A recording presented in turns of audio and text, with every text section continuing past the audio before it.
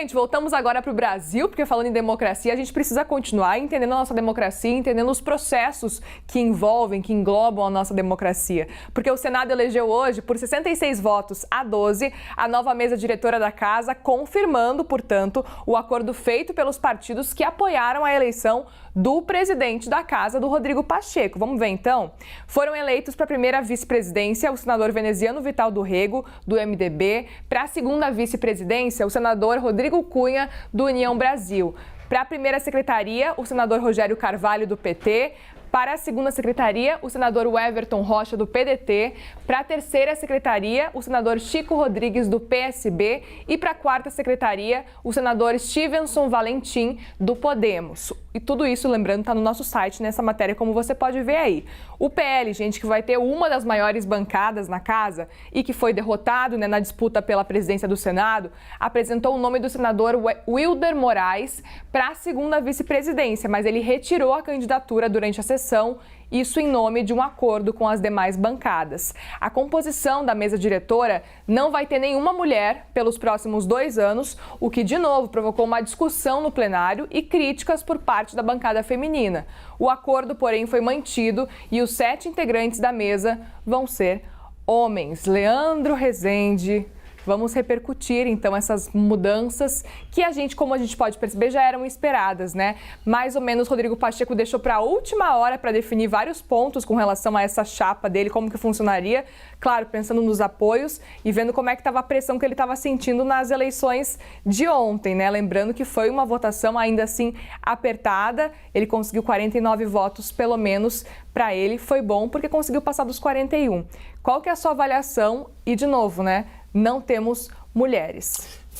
Vou começar pela parte das mulheres, vamos então, lá. Porque de uma forma geral, você tem o mesmo grupo que mantém o controle sobre o Senado pelos próximos 2 anos. Mas me chama a atenção, Muriel, a dificuldade que se tem o Senado Federal de colocar mulheres em espaços de protagonismo. Basta lembrar a briga que foi a CPI da Covid, uma briga justa para que a bancada feminina pudesse entrar na CPI e colocar, de alguma maneira, alguma representação por lá.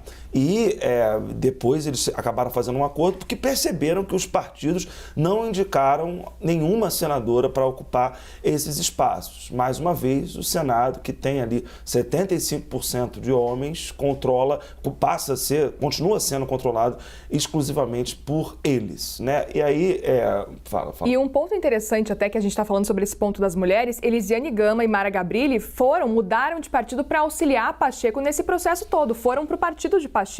E nem assim a bancada feminina foi contemplada. Isso é impressionante, é um dado para a gente registrar, e o PSD ele só se torna a maior bancada porque mulheres se movimentaram, né? A Elisiane Gama, a Mara Gabrilli, tem uma outra senadora também que mudou agora de legenda também. Então, de fato, é emblemático que a gente precisa observar e pontuar isso como um problema na composição do Congresso Nacional. Se o poder quer um dia refletir o que é o país, precisa estar atento a isso também.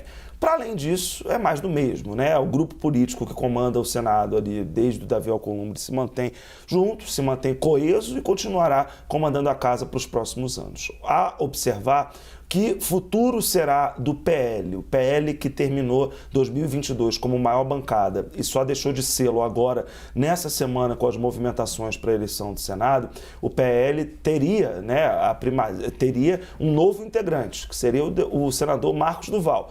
Pelo que eu apurei, essa ideia de colocar o Marcos Duval no PL, diante do que a gente está vendo hoje, essa ideia subiu no telhado. Até porque ele iria renunciar, já disse que não vai renunciar mais, mas mesmo assim não tem mais clima para ele ingressar no Partido Liberal. Mas é um partido que sai, de alguma maneira, fortalecido, porque teve uma votação ali de 40% do Senado com o Rogério Marinho, mas sai um pouco à procura de uma identidade, porque a leitura que colhi é de que a pecha de bolsonarista atrapalhou os planos do Rogério Marinho de conseguir outros apoios fora do espectro ali do PL, né, e para alargar um pouquinho do espectro da direita. Então, que PL que a gente vai ter agora? Vai ser um PL mais bolsonarista, estilo Marcos Duval? Vai ter o Marcos Duval? Não vai ter o Marcos Duval? De fato, é uma legenda para a gente acompanhar aí como vai ser nos próximos dias, Muriel.